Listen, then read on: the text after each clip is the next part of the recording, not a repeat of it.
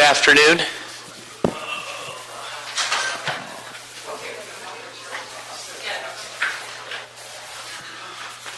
Good to see everyone. Hi, Felicia. How are you?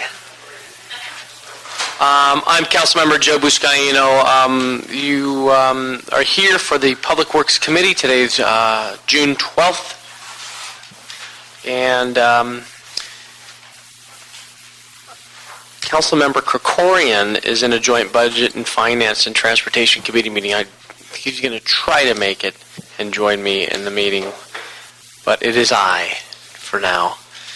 And thank you, Michael, for being here. This is our last meeting of the term, and I want to thank CLA, CAO, the City Attorney's Office as we end this term.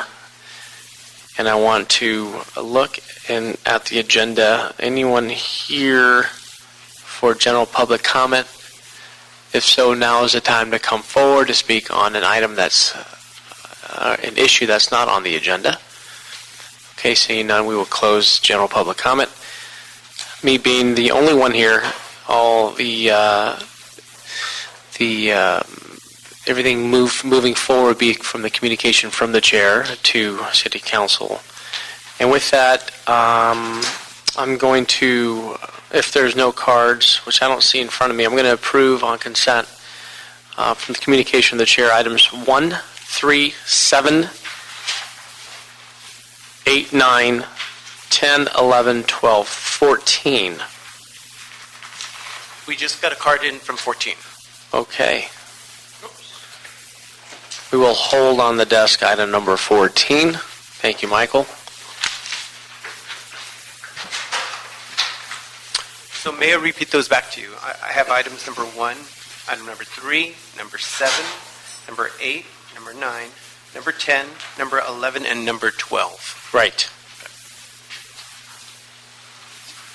Okay, with that, let's move on with the agenda and take item number 2. Item number 2 is a report from the Bureau of Engineering relative to a vacation of an east-west alley, westerly of Galey Avenue, between Kincross Avenue and Wilshire Boulevard. Fantastic. Do we have staff here? Please come forward.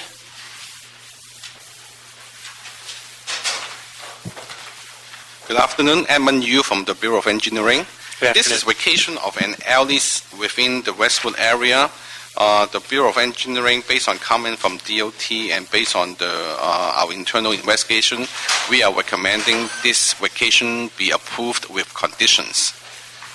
And one thing I would like to request is that after the preparation of the BOE report, I realized that we received a comment from the fire department. What they would like to do is, based on the approval, they would like to review the plot plan of this project. So I'm going to request the committee to add a condition to require the fire department to review the plot plan in conjunction with this application. Okay. And I will give the city clerk the actual language later on. Thank you. Give me, I'm looking at a map here, the primary entrance and exit to the UCLA parking lot. That's on Kinross, right? That's correct. And in looking at the alley,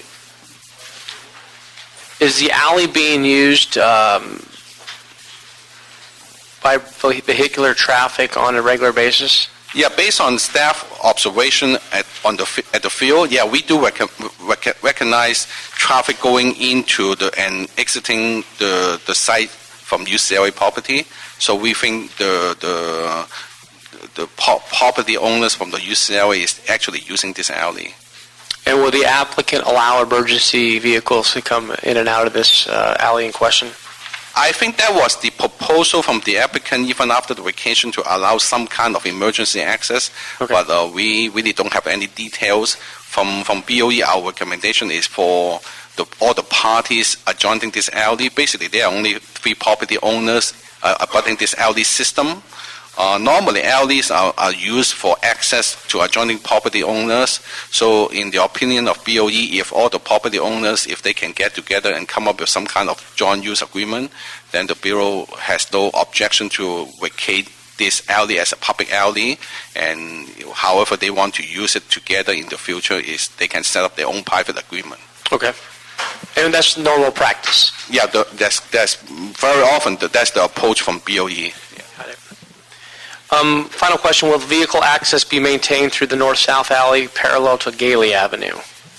Yes, at this time there's no plan to vacate that portion of the alley as a public alley, so for now that will remain as a public alley. Okay. Anyone here from Mr. Koretz's office? Okay. Let me take public comment and then I'll hear from you, okay? I have here Jack Pauzek. Please come forward. Welcome, sir. How about them Bruins? They're good. All right. For now. For now. Felicia, how are you? Good afternoon, sir. Good, good.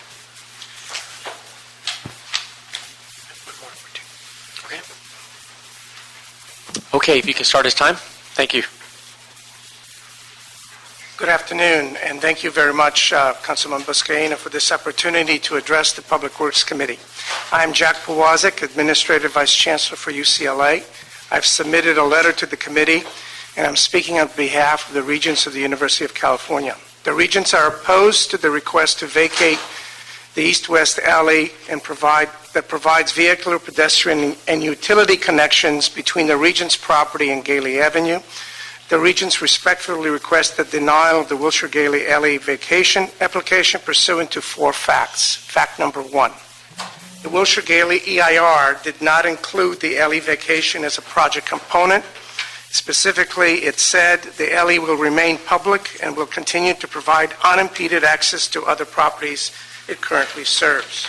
Point number 2, the alley currently serves vehicles and pedestrians to and from the Regents' property to Galey Avenue and will serve as a secondary access point when future development is performed in context of the new metro project that's going to come down Wilshire Boulevard, and we're going to have a main Westwood station and portal in the same area.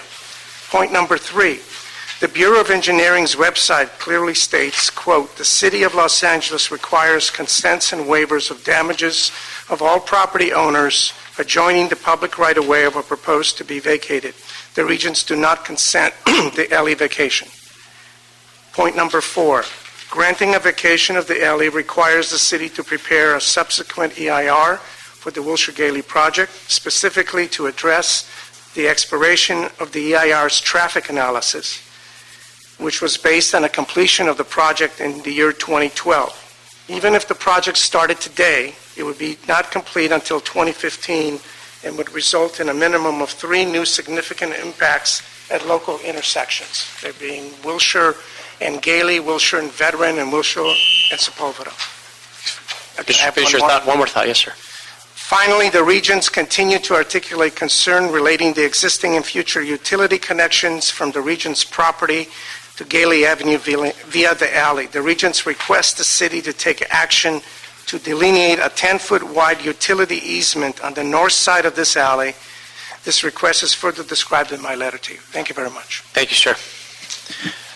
Next, Donald Baker, please come forward.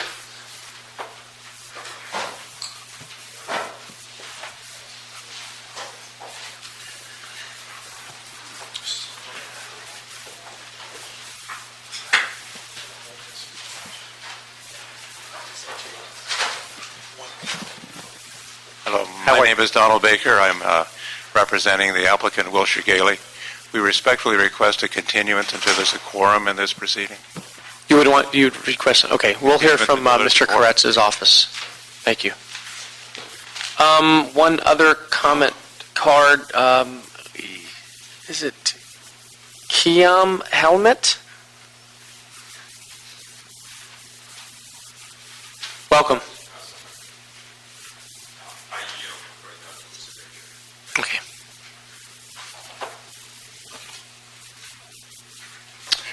Okay, with that, if I can get you representative from Councilmember Koretz's office, I too understand you want to continue this item? Yeah, the applicant has a strong desire to try to have a quorum at the committee to be able to address the issue as in a whole. So our office is supportive of that. We know that we've pushed it along for a while, hoping to get a quorum, and I think they're still hoping to do that, and we're supportive of it as well. Okay. So with that, Mike, what we'll do is continue this item for a future Public Works Committee meeting, and we'll let all parties involved know when that meeting will take place. Thank you. Okay, with that, item number 4. Item number 3? I'm sorry. Oh, wait. No, I think that 3 is on consent. Item 4. Item number 4 is a report from the Bureau of Engineering relative to the temporary closure of Industrial Street between Central Avenue and Alameda Street. Mr. Yu. Good afternoon, Edmund Yu from the Bureau of Engineering.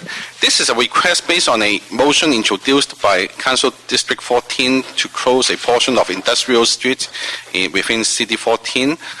Based on the motion, BOE had sent out requests and for comments from different city agencies and departments, and we did receive comment back from LAPD supporting the closure of this street. So based on that, the Bureau of Engineering is recommending the Council to approve this closure request.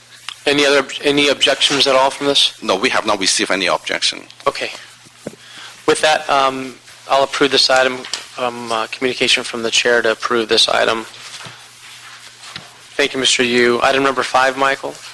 Item number 5 is a report relative from the city attorney relative to a draft resolution of necessity, finding that the public interest in necessity requires the acquisition of easement interests in real property located at 2301 to 2307 East Olympic Boulevard, 2315 East Olympic Boulevard, and 2331 East Olympic Boulevard for the construction of the Olympic Boulevard and Mateo Street intersection improvement project. Good afternoon. Who do we have here at the table? John Miner from the City Attorney's Office. Thank you. Udi Jimenez, Bureau of Engineering. Michael Hunt, LADOT. Thank you. This report is seeking approval of a resolution of necessity so that the city can proceed with eminent domain proceedings to acquire temporary and permanent street easements at or near the intersection of Olympic and Mateo Street. This is an industrial area, heavily traveled on Olympic, with large trucks and other large vehicles needing to make a tight right-hand turn on Mateo Street to get onto the nearest freeway on-ramp, which is around the corner. The intersection is too narrow, it's too small. Trucks have to make wide turns. Sometimes they miss. They hit the curb. They take out utility poles. They endanger pedestrians who might be at the intersection at that particular time. What we're proposing to do is to widen a good length of Olympic Boulevard, make a wider curb cut at the corner of the intersection of Mateo and Olympic, and again on the backside at Porter and Mateo, so that the big vehicles, the big 18-wheelers, can negotiate these turns without putting persons or property into harm's way. We've had negotiations with the property owners. Can I see that, please? Thank you. Go ahead, I'm sorry. And those negotiations have not... Okay, got it. Okay, got it. Yeah, I think on that side is the Mateo. This is the Mateo. Right. And we're just basically just widening Olympic Boulevard and widening the curb cut at both Mateo and Porter Street to allow the big rigs and the big buses to more safely negotiate those two right turns. We're also, because we're widening Olympic Boulevard, we will reduce traffic congestion at peak volume times, because we'll be creating a pocket. We'll be creating a pocket where where the big trucks and buses seeking to turn right can kind of be over on the right-hand side of the street out of the regular flow of traffic, which will improve the traffic flow coming westbound on Olympic. I see you have some impacted property. Can you explain what's going on with the properties or businesses that have been impacted by this proposal? They're on the corner of Mateo and Olympic.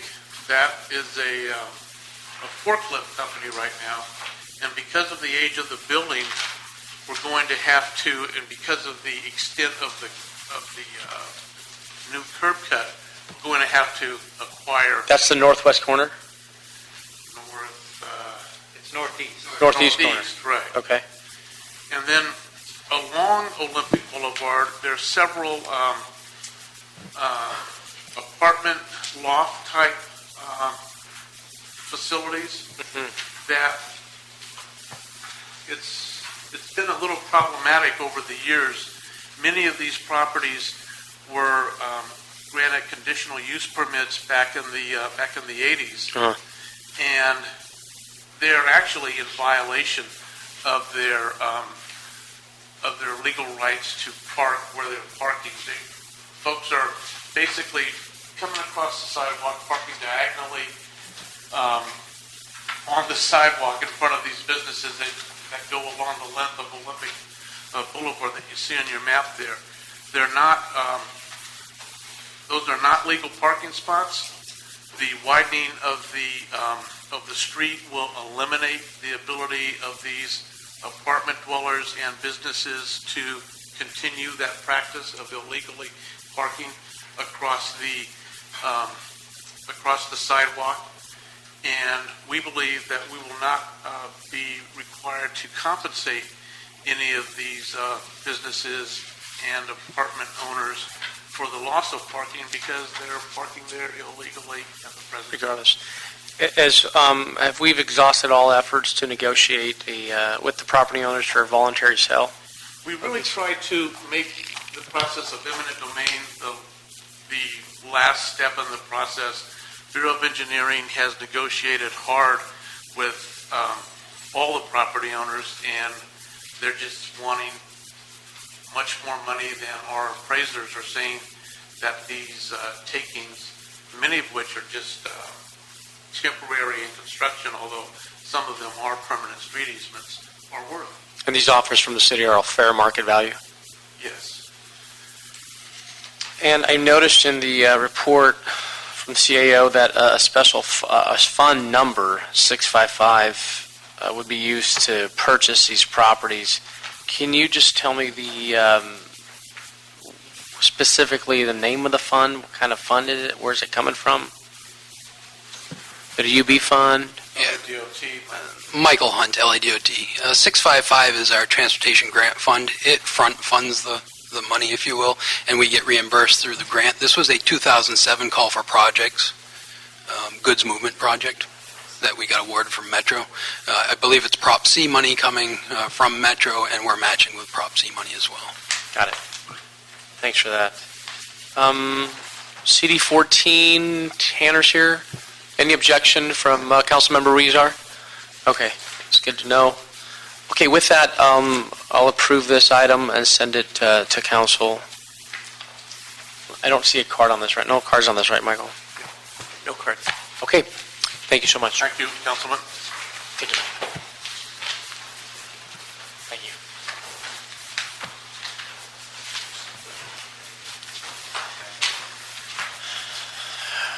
Okay, item number 6. Item number 6 is a report from the city attorney and ordinance relative to adding subsections G, H, and I to section 56.08 of the Municipal Code to add administrative penalties for failure to remove obstructions in the street or sidewalk. This is, just want to acknowledge and commend my colleague, Councilmember Englander, for putting this forward. It's coming from the senior lead officer. Community is dealing with quality of life issues. I'm glad to see the city taking a step forward in holding property owners accountable for making sure that their properties are well maintained. I don't see any cards on this. I'm going to approve this and send this to council communication of this chair. Okay, item 13. Item number 13 is a joint report from the Bureau of Engineering and the Bureau of Street Services relative to the current condition of Centaur Road in Woodland Hills and steps needed to reinstate Centaur Road as a public street. Okay, anyone here for BOE? Yes, thank you. So I understand this was once a street vacation approved by the city. Now we want to undo it. We want to reverse it. Is that my understanding? Good afternoon. Good afternoon, Council Member. It's Matty Lawn of the Bureau of Engineering, Galey District Office. This isn't related to a vacation of the street. It was withdrawn from public use back in the 1930s. Wow. Do we have records showing why it was withdrawn? It wasn't developed at the time. I There's see. a number of reasons why hillside streets were withdrawn from public use in the 30s. And subsequent to that, there were improvements along Centaur, but we didn't have any record that it was accepted by the city. So since then, we've visited the site in conjunction with Contract Administration and Bureau of Street Services and found that it's in good enough shape that Street Services can put it back on the rolls and maintain it from this point forward. How soon can they do that? That's a question for Street Services. Street Service. And what kind of rehabilitation is necessary for this street? Good afternoon, Council Member. Ron Olive, Bureau of Street Services. As Mr. Lon said, yes, we did visit the site with BOE and Con Ed, and it varies. It does look like there was, in the 50s and 60s, some engineered approved plans that actually the street was constructed per those plans. So you're talking about some curb and gutter. The street itself is, I'd say, in fair to poor condition. However, it is, we're confident we can resurface maybe a little reconstruction, but definitely not out of our norm. Fantastic. But I think with a combination of the improvements have been, being made for approved plans that I think we jointly recommend that we should accept this back into public use. Okay. We have a timeline on it? Again, it's just going to be put back in the queue with all of the other 6,500 miles of streets. And okay. With done for public use streets, we do not rate on a triennial basis like we do the other streets. So it'll probably have to go through a cycle of being assessed. And again, it'll get its pavement condition index and it'll come up on our pavement management system for recommended rehabilitation. Depending on the funding of the year, the relative priority in conjunction with consultation with the council office. Sure. It could be a year from now. It could be 3 years from now, 5 years. Would you say this is a C or D or F condition street? From what I've seen, I'd say probably D. Okay. Okay, thanks, Ron. Okay, we'll approve this item and send that to council. Okay, item number 14, we do have a public comment card. I'd like to welcome Jennifer Chirko-Kolker. Would you like me to read that into the record? Please. Item number 14 is a motion from Council Members Garcetti and Vizcaino relative to removing Bureau of Engineering condition S3A2 and S3B2 associated with the development of residential property located at 1330 to 1336 Douglas Street. Jennifer Chirko-Coker. I actually represent the applicant of the project. We're building 10 single-family homes at the site. Okay. I only wanted to speak on behalf of the motion. I've been working with Garcetti's office on this to point out that even with the, should the widening be waived, should it be approved, that there is still one street tree that needs to be removed, and I just wanted to clear the record. We've had a situation actually up the street, 2 houses, where we've had the widening was waived, but we still need to remove street trees because we have driveways impacting it and a driveway apron that affects it. And what comes back is some confusion as to, well, with the widening waived, why do you still need to remove them? So I just want to make sure, because I've seen the draft of the motion, it does not include that language. Yeah, I read it as well. It says street trees are a community benefit that must be protected, and their removal must be carefully considered. Right. And the real intent of this waiver, and I have a copy of the original arborist report, was to preserve a mature ficus that's at the corner of Douglas and Montana. Okay. And so we plan on living. The applicants garnered support from Neighborhood Council and Echo Park Improvement Association to support preserving those trees. However, this tree will be preserved, which was the true intent. However, there's another tree that will have to come out. Okay. The jacaranda just north of the ficus. Okay. I actually have a copy here of a quick little map that points it out in the original report if you'd like, but I just think it's important to correct the record on that motion. Thanks, Jennifer. Let's bring up Edwin Yu, if we can just address that. My understanding on this motion is to waive the requirement from BOE in conjunction with this application.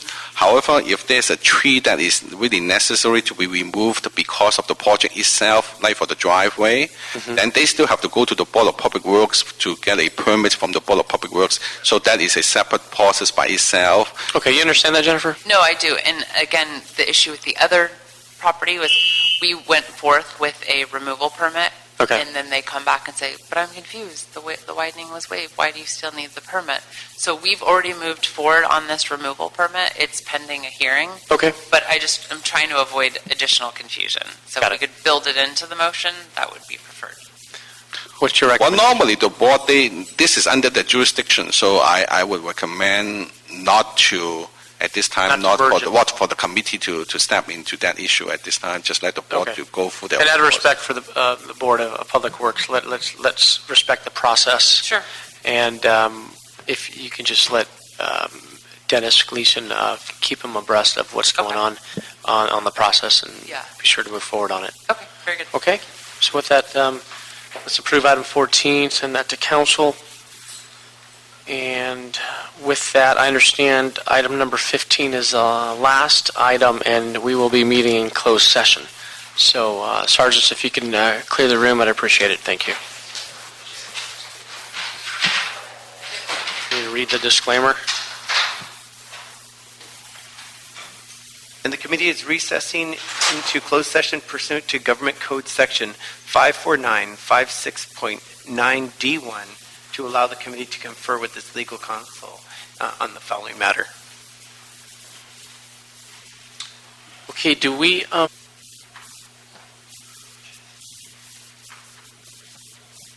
Thousands of listeners.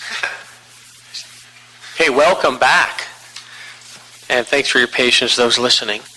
I want to, for the purpose of disclosure, per the city attorney, we just heard in closed session item number 15, and it will be recommended that on this specific item number 15, that the city attorney be authorized to execute a settlement agreement and all other documents necessary to implement the settlement.